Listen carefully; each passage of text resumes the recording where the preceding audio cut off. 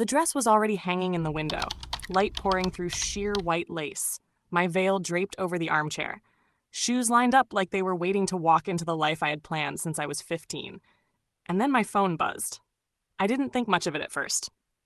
Group chat, maybe a last-minute update from the caterer. But it wasn't that. It was a message from a girl I barely knew, a friend of a friend type. Hey, I know this is weird, but I thought you should see this. Attached was a screen recording of a Snapchat story. It was a house party, dim lighting, bodies swaying to music. And there, clear as day, Sasha, my bridesmaid, my best friend since we were 9, sitting in my fiancé's lap. No hesitation. No space between them. His hand on her thigh, her hand in his hair. She was laughing like I'd never existed. I dropped the phone. My breath caught like a thread in my throat. I couldn't feel my legs. I picked it up again, thinking, hoping, maybe it was from months ago. A misunderstanding. A look-alike. But the timestamp was from the night before. I stared at that frame until it burned itself behind my eyes. This wasn't just a mistake. This wasn't a joke. This was betrayal. From the two people I trusted most. I should probably back up. My name is Emily Clarke. I'm 28. I live in Charleston, and up until 4 days before my wedding, I thought I was about to marry the kindest man alive, Noah Brennan. I thought I was standing beside my soul sister, Sasha Taylor, a woman who knew my heart better than anyone, who held my hand through every heartbreak, who helped me design my dream wedding down to the charger plates. Sasha and I met in 4th grade. She gave me half her lunch on a field trip because I forgot mine. We built friendship bracelets, learned to drive together, cried over first loves, and promised we'd be each other's maid of honor no matter what. When I met Noah, she was the first person I called. I think I just met the man I'm going to marry, I told her. She squealed like it was her own love story. And when he proposed, she screamed. She cried. She took me dress shopping, held my train, cried with my mom.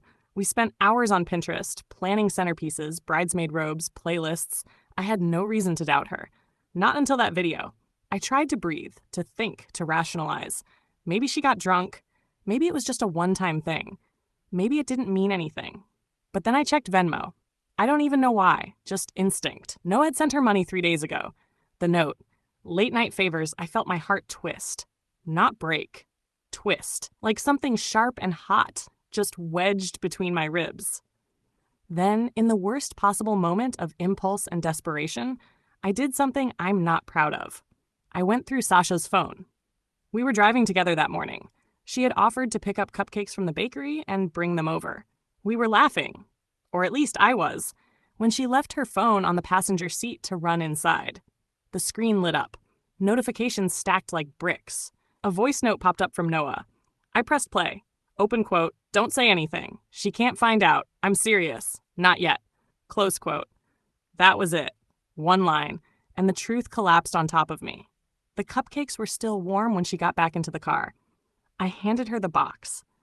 I didn't say a word. I watched her smile and talk about frosting like she hadn't just destroyed my life in secret. 4 days before the wedding. 4 days before the vows. 4 days before the dress, the music, the guests, the speeches, the first dance, and suddenly it was all poisoned. But the worst part wasn't even what they did. It was how well they hid it. The planning, the Pinterest boards, the shared notes, the calls with vendors, the laughs over wine, the I love you, girl, you're glowing. Every second of that was a lie, and I had no idea what I was going to do next. I didn't sleep that night. I lay in bed staring at the ceiling, the walls, the glowing numbers on the digital clock as they climbed past 3, then 4, then 5 a.m. Outside, Charleston's quiet coastal wind rustled the curtains. Inside, the silence roared. My mind replayed everything on a loop. The video, the voice message, the way Sasha looked at me in the car like she hadn't just buried a knife between my shoulder blades. I got up before sunrise, made coffee I didn't drink. I kept seeing her hand in his hair, kept hearing his voice in that message.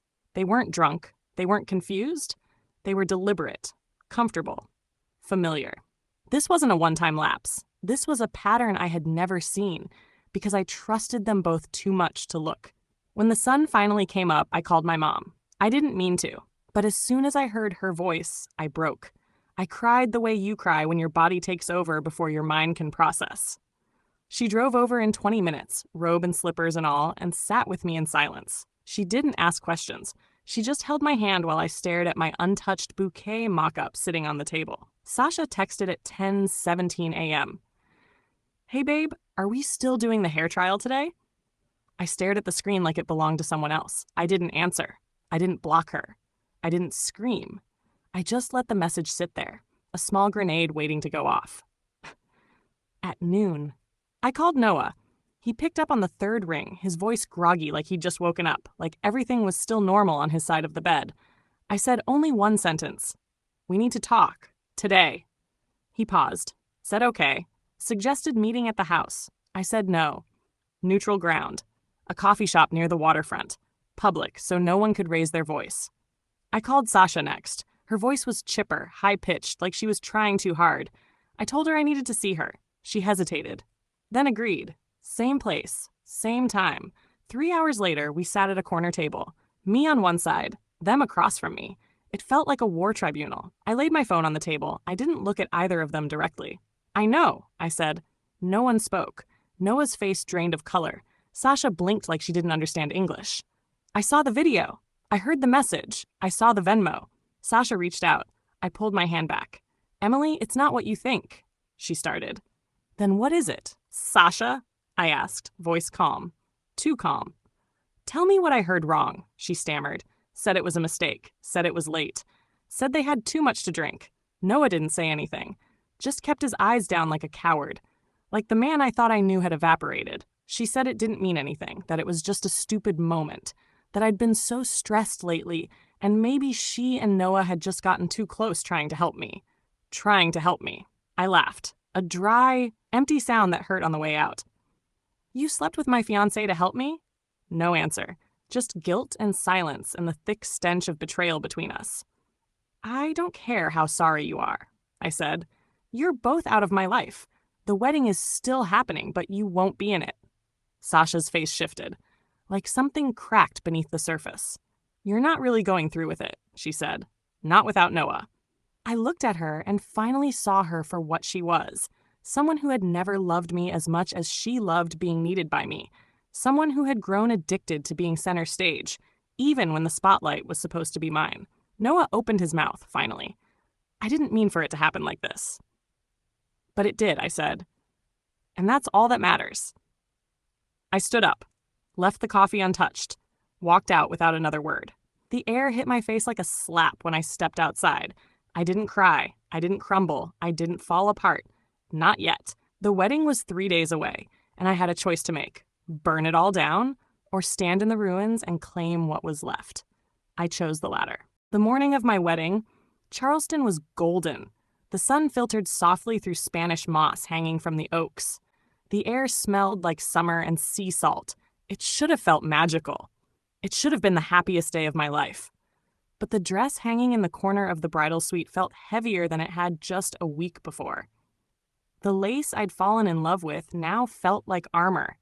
My makeup artist kept smiling, speaking in soft, reassuring tones, probably coached by my mother to avoid any mention of the missing maid of honor. No one said Sasha's name. Her absence hung in the room like a missing tooth. Obvious, painful, impossible to ignore. I didn't walk down the aisle to Noah. There were no vows between us. No first dance. No marriage certificate. But I walked anyway. My dad offered to cancel everything. My sister offered to whisk me away to the mountains, but I said no. I wanted to stand. I wanted to reclaim something, even if it wasn't what we had planned. We'd already paid the venue. The guests were already arriving. Some of them knew. Most didn't.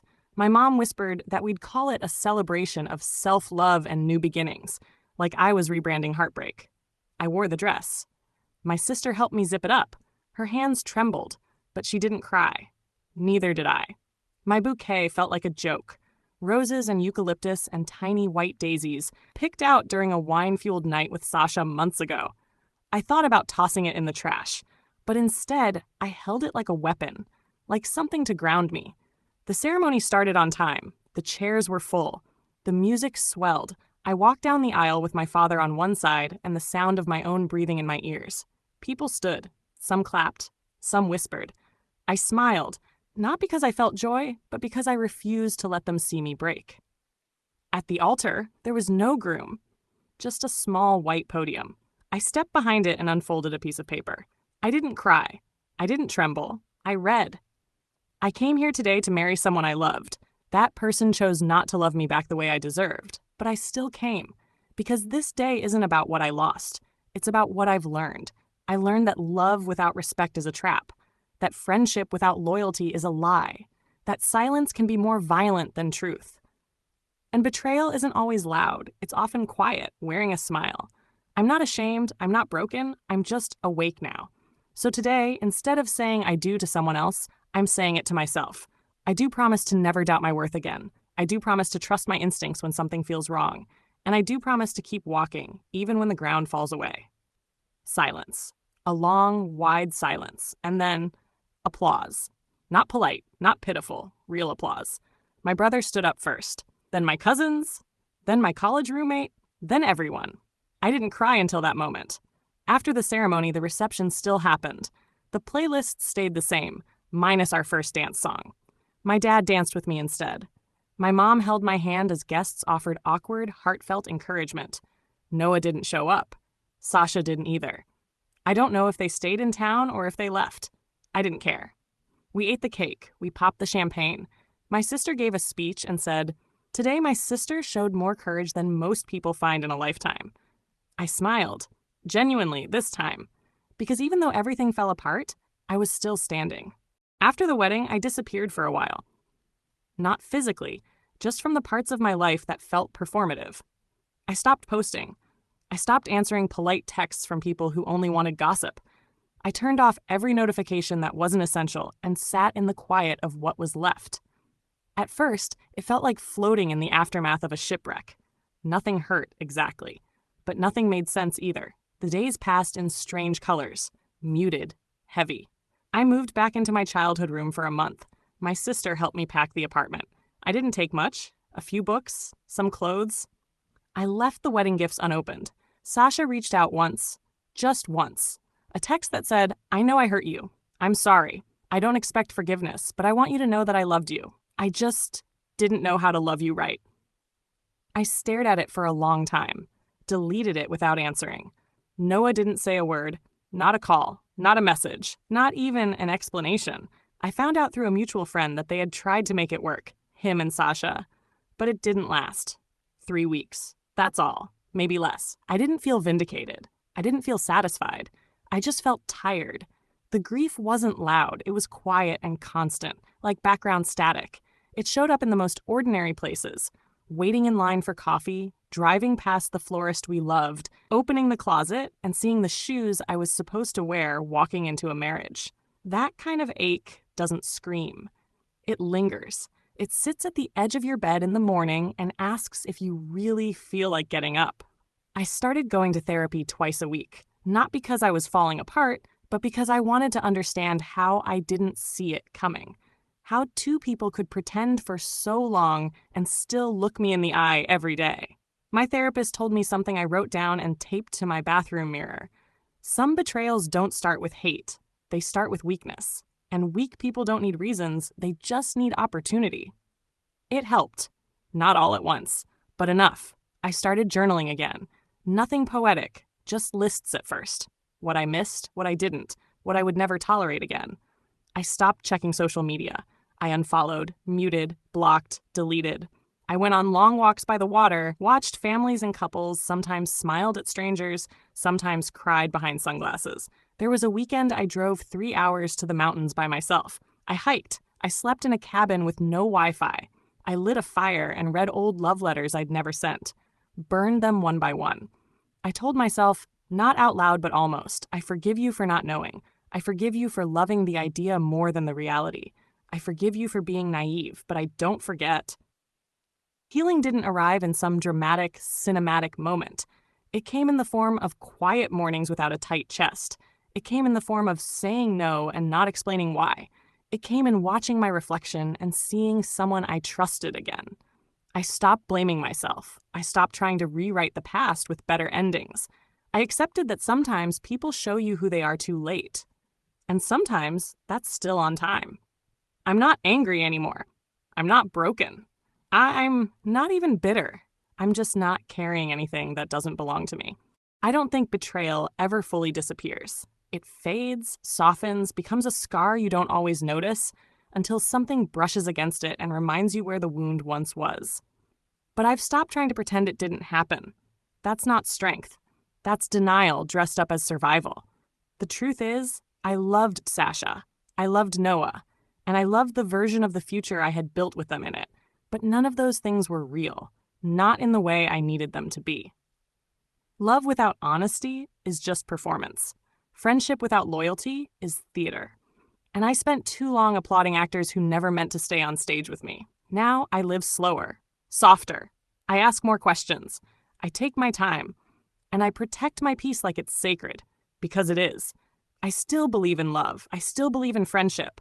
But now I understand that neither of them mean anything if they come at the cost of my self-respect. Sometimes you don't get the closure you think you deserve. Sometimes the apology never comes, but that doesn't mean you wait for it.